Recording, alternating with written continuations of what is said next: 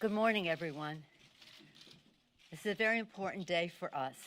And as you know, I reference temporal markers that our founders and our poets and others have used over time to place us in time, to emphasize the importance of time, because everything is about time, how we use it, how we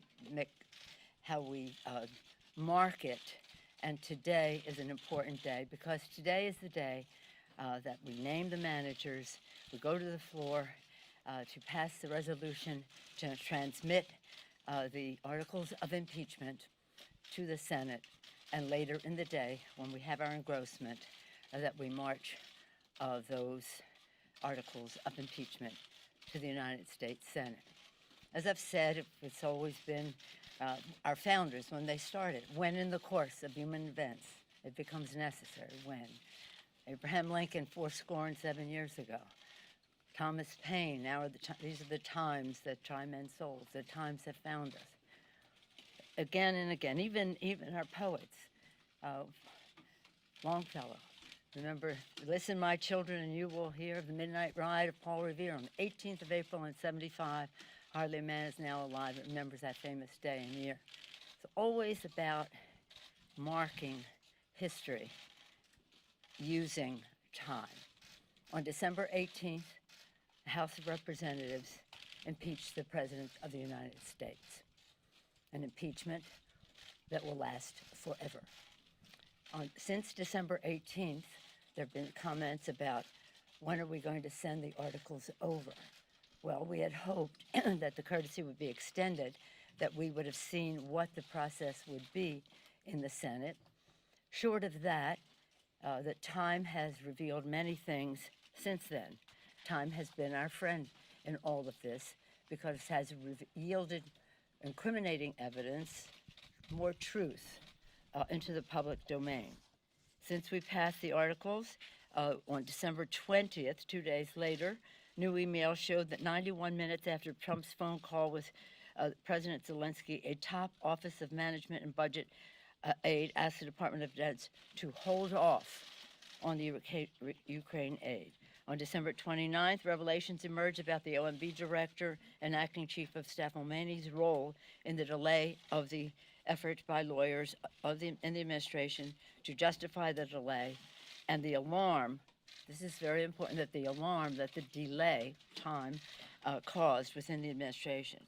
On January 2nd, newly unredacted Pentagon emails, which the House subpoenaed and the president blocked, raised serious concerns by the Trump administration officials. They were concerned about the legality of the president's hold on the aid to the Ukraine. On January 6th, former Trump National Security Advisor John Bolton said he would comply with a subpoena to testify and that he has new relevant information. On January 13th, reports emerged the Russian government hacked the Ukrainian gas company, Burisma, as part of their ongoing effort to influence U.S. elections in support of President Trump. And just yesterday, the House committee, two of our chairmen here, Chairman Nadler of Judiciary, Chairman Schiff of Intelligence, Chairman Eliot Engel of Foreign Affairs, and Chairwoman Maloney of Government Reform, they released new evidence pursuant to a House subpoena. Lev Parnas, you know who that is, an associate of Rudy Giuliani, that further proves the president was a central player in the scheme to pressure Ukraine for his own benefit in the 2020 election.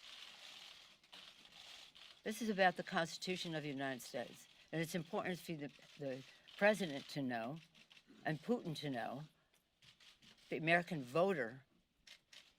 voters in America should decide who our president is, not Vladimir Putin in Russia. So today I'm very proud to present the managers who will bring the case, which we have great confidence in terms of impeaching the president and his removal.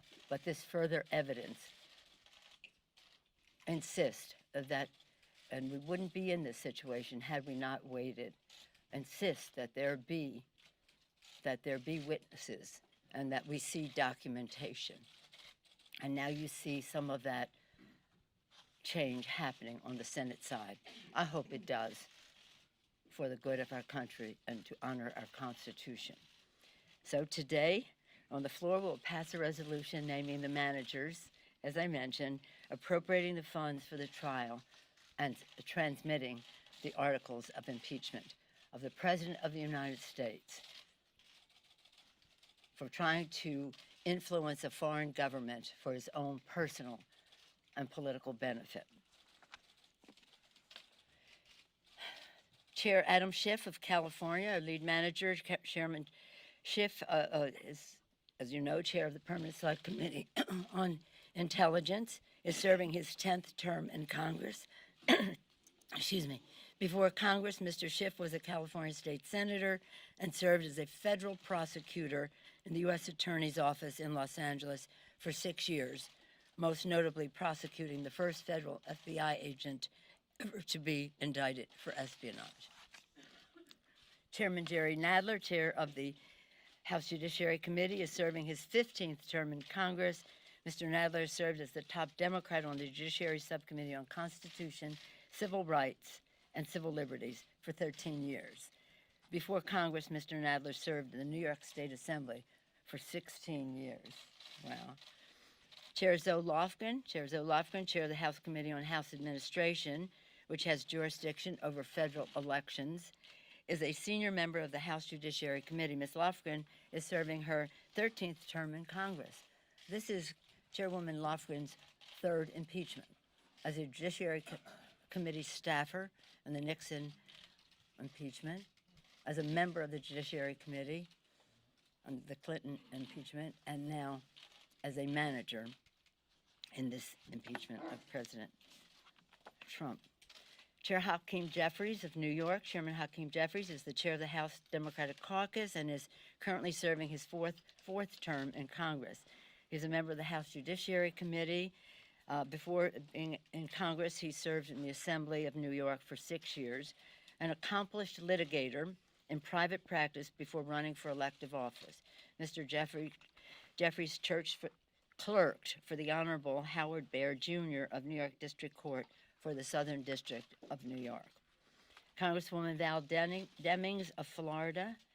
Congresswoman Val Demings is a member of both the House Permanent Select Committee on Intelligence and the House Judiciary Committee.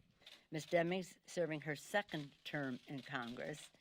Before Congress, Ms. Demings served as the Orlando Police Department for 27 years, part of that time as the first woman police chief in Orlando. Congressman Jason Crow of Colorado was a member of the House Armed Services Committee. Mr. Crow served our country, bravely as an Army Ranger in Iraq and Afghanistan. Before running for Congress, Mr. Crow was a respected litigator in private practice in Colorado. Congresswoman Sylvia Garcia of Texas. Congresswoman Sylvia Garcia is a member of the House Judiciary Committee. Before Congress, Ms. Garcia served in Texas State Senate previously. She was the director and presiding judge of the Houston Municipal System and was elected city controller. Ms. Garcia was later elected the first Hispanic and first woman to be elected in her own right to the Harris County Commissioner's Court. As you can see from these descriptions, the emphasis is on litigators. The emphasis is on comfort level in the courtroom. The emphasis is making the strongest possible case to protect and defend our Constitution, to seek the truth for the American people. I'm very proud and honored that these 7 members, distinguished members, have accepted this serious responsibility, again, to protect and defend for the people, defending our democracy. When we leave here, a little bit later, at noon, we'll go to the floor and pass the resolution naming the managers officially. But I wanted to say more about them here and to say that the decision to come down in favor of litigators is necessitated by the clear evidence that we should have witnesses, and we should have documentation, and we have to make the strongest prosecution, not only of our very strong case, but of all the information that has come forth since. We're going to take a few questions. Speaker Pelosi. Yes, sir. If time has only strengthened your case, why did you rush to have a vote before Christmas? And, Mr. Chairman, why hold only public hearings for just 2 weeks? Well, couldn't you stretch this out longer in order to get this more information that you consider has only bolstered your case? Well, I'll yield to the distinguished chairman, but I will say that we had a strong case for impeachment of the president and removal for the president. Anything more would be in terms of where we go in the Senate, and I'll yield to the chairman. We've always felt a certain urgency about this impeachment, given that the president was trying to get foreign help in cheating in the next election. But as soon as we did take up and pass the articles, Mitch McConnell made it clear that he didn't want a trial in the Senate, that he didn't want to hear from witnesses, that he didn't want documents. And this time has given us the ability to show the American people the necessity of a fair trial, to expose the degree to which McConnell is working hand in hand with the subject of the impeachment, the president, to essentially turn what should be a trial into a sham. And that time has been, I think, very effective in not only bringing new evidence to light, and the evidence was already overwhelming, but also forcing senators to go on record. Do they want a fair trial, one that's fair to the president, but also fair to the American people, or are they going to participate in a cover-up? So I think it's been very effective, and as you've seen, additional evidence continues to come to light that not only has bolstered an already overwhelming case, but has also put additional pressure, I think, on the Senate to conduct a fair trial. And the last thing I'll say is Mr. McConnell has taken to saying that the Senate should only consider the closed record that comes from the House. And as if what the Senate is not a trial, but an appeal from a trial. But of course, the Senate, the framers had in mind a real trial with witnesses and evidence. And if McConnell makes this the first trial in history without witnesses, it will be exposed for what it is, and that is an effort to cover up for the president. Finally, some have suggested as part of your question, why didn't we wait to get more testimony? Well, we have sought McGahn's testimony, Don McGahn, the president's lawyer, since April of last year. We still don't have a final court judgment. So yes, we could have waited years to get testimony, further testimony from all the people the president has been obstructing. But essentially, that would completely negate the impeachment power. That is, allow the president, by virtue of obstruction, to prevent his own impeachment. And that was an unacceptable course, particularly when the whole object of the president's scheme was to cheat in the election, which is the ordinary mechanism for dealing with a corrupt presidency. Madam Speaker, Madam Speaker. Can I just say, I was very discouraged to see Mitch McConnell sign on to a resolution dismissing the case. That, to me, dismissal is cover-up. Dismissal is cover-up. Do you want to speak to that, Jerry? Let me add to that. There is an overwhelming case, beyond any reasonable doubt, that the president betrayed the country by withholding federal funds appropriated by Congress, breaking the law in doing so, in order to extort a foreign government into intervening in our election to embarrass or to try to embarrass a potential political opponent of his. There's overwhelming evidence of that. We couldn't wait because, I mean, some people said, well, you know, let the election take care of it. He's trying to cheat in that election. So it is essential that we bring this impeachment to stop the president from trying to rig, not from trying, he tried, from rigging the next election, from conspiring with a foreign government, as the Russian government attempted to rig our last election. The evidence is overwhelming. The latest evidence with Parnas and Giuliani makes it even more so. It made sense to wait a while as the more evidence piled up, but we have to proceed because the election, the integrity of the election is at stake. Let me add one other thing. This is a test of the Constitution. The president's conduct violates the Constitution in every single way, trying to rig an election, stonewalling the Congress and saying no one may testify because I can have a cover-up despite Congress. But it's a test of the Constitution now. The Senate is intended by the Constitution to conduct a fair trial. The American people know that in a trial you permit witnesses. You present the evidence. If the Senate doesn't permit the introduction of all relevant witnesses and of all documents that the House wants to introduce, because the House is the prosecutor here, then the Senate is engaging in an unconstitutional and disgusting cover-up. So the question is, does the Senate is on trial as well as the President. Does the Senate conduct a trial according to the Constitution to vindicate the Republic? Or does the Senate participate in the President's crimes by covering them up? Madam Speaker. Madam Speaker. Madam Speaker, good morning. Thank you so much. You talked about the push to try to have witnesses, try to have documents in the trial here, and maybe some of the managers would be better taking this question here. But based on your understanding of the Senate rules, what do you see as procedural options to try to force the Senate to do something, A, or just make the best case that you can, and then if they don't, try to go down that route, say, okay, this is what they've decided to do? Well, I've always often quoted, and Mr. Jeffries quotes, Abraham Lincoln, public sentiment is everything. Over 70% of the American people want to see a fair trial, whatever the outcome, a fair trial with witnesses and documentation. And we haven't seen even the rules. We put our rules out in October for the next couple of months, the next few months that followed for our making the case. We haven't seen what the rules are in the Senate, but we do know that in the time that has transpired since December 18th, the American people have come down in favor of a fair trial, which they always wanted, but meaning that it would entail having witnesses as well as documents. Anyone else want to speak to that? My colleagues? Mr. Jeffries? Well, the evidence is overwhelming that Donald Trump corruptly abused his power by pressuring a foreign government to target an American citizen for political and personal gain by withholding $391 million in military aid to Ukraine without justification.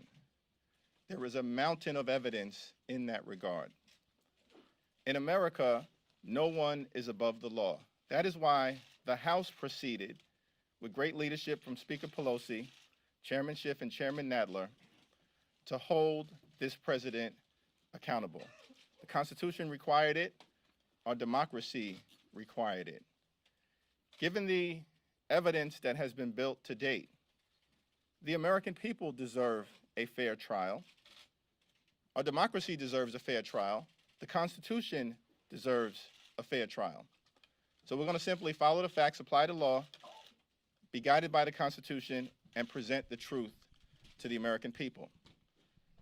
Speaker Pelosi has given us the space for the American people to weigh in over the last few weeks, which has led at least 4 senators, which is the magic number, to publicly indicate that in their view, a fair trial does include the presentation of documents and the presentation of witnesses.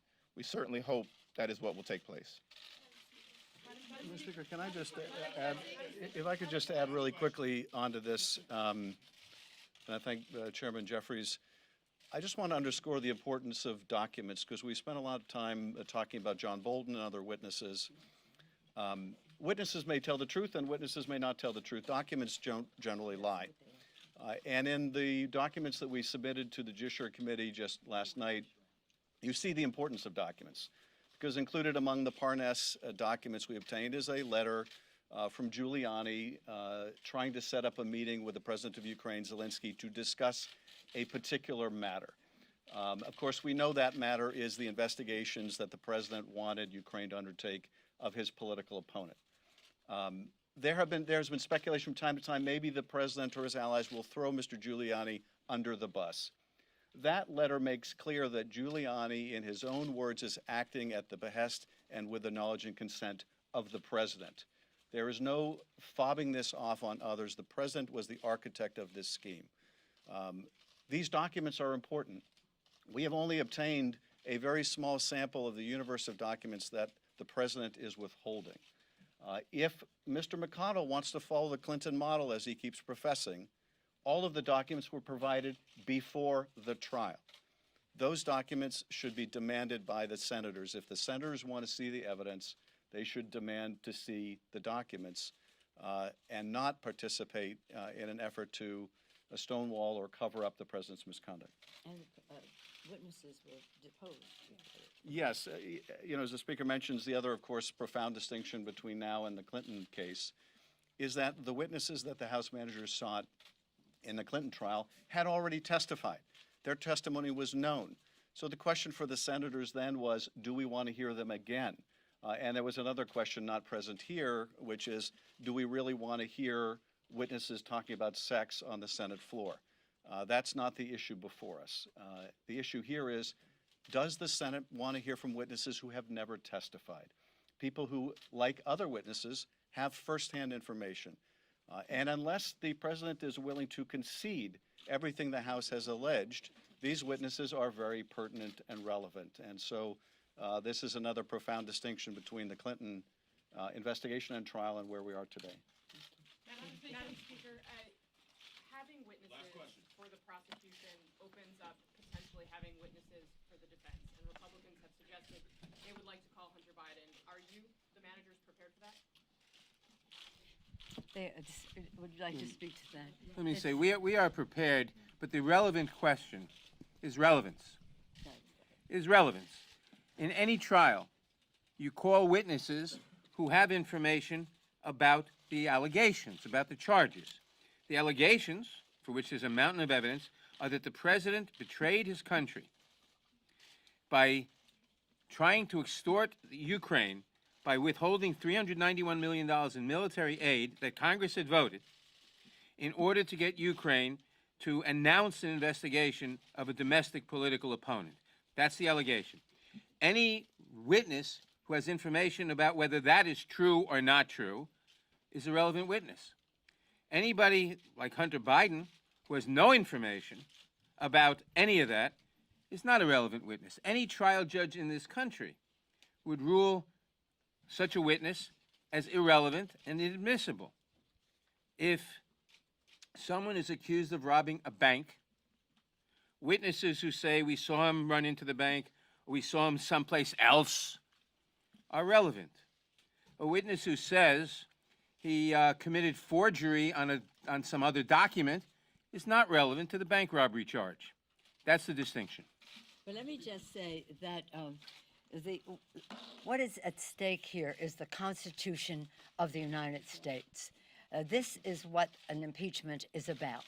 The president violated his oath of office, undermined our national security, jeopardized the integrity of our elections, tried to use the appropriations process as his private ATM machine to grant or withhold funds granted by Congress in order to advance his personal and political advantage.